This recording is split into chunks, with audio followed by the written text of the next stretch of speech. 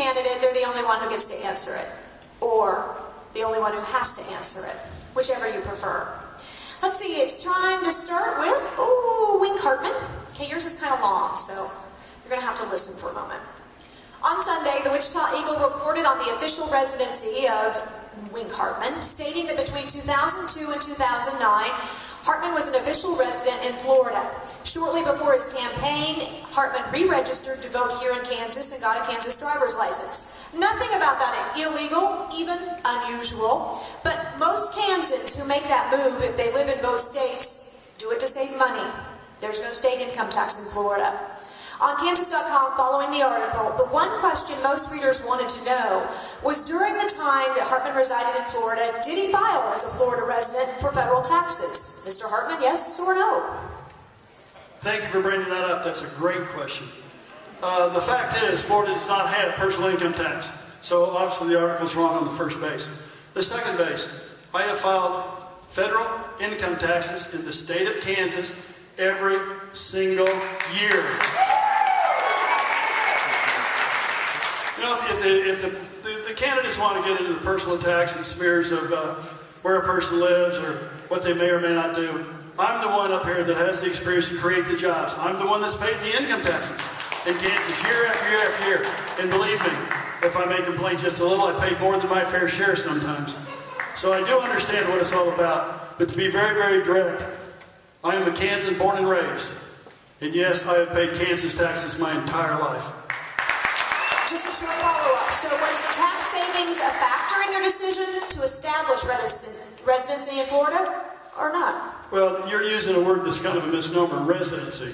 I'm a resident of Rose Hill, Kansas. As I said in my opening, I've been in that house. My wife will probably differ. I always get this wrong. 17 or 18 years. So, born, raised, educated, created thousands and thousands of jobs over 4 decades. So to say I'm a resident of another state is hardly an accurate statement.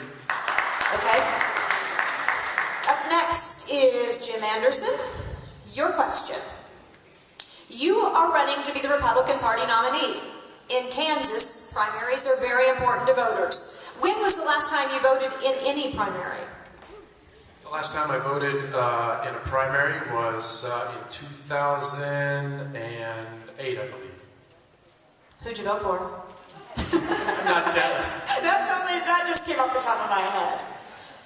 How do you feel about the primary? The primary is the most important election there is.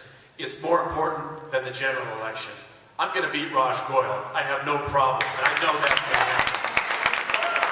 But the primary is crucial, folks. The primary is crucial. You need to drill down, look at each candidate, look at their history, where they've been, what they've done, and how they've conducted themselves. Things are coming out all over the district and the country. And if you don't pick the right candidate, one who will listen, one who will represent you, one that will follow the Constitution, this thing right here in my pocket that they're not using right now in Washington, we're going to be in trouble. We're going to be in trouble again in 2 years. The primary is crucial. Jean Schodorf. Arizona recently passed an identification verification law. Would you support Arizona's law as a congresswoman, and would you push the federal government to enforce the same federal law? I've thought a lot about that, and I understand why Arizona did it. If you have read recently, in 9 months, 169,000 illegal immigrants or aliens came across the border right there by Arizona. How can a state handle that? These are all illegal immigrants who have no home. Where would they go?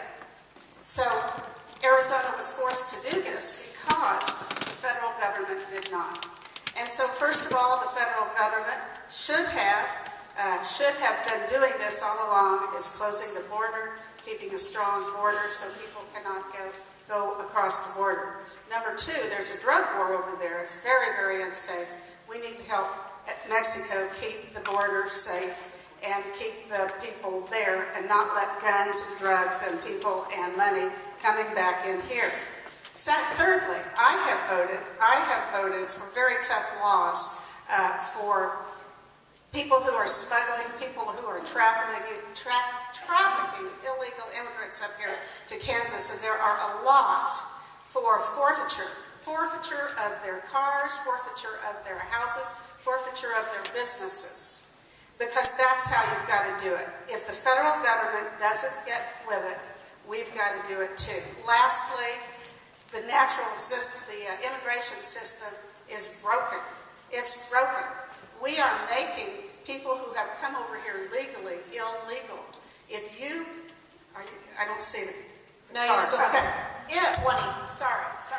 But if somebody comes over here with a green card and is working and it expires, there's a 12-year wait to renew that.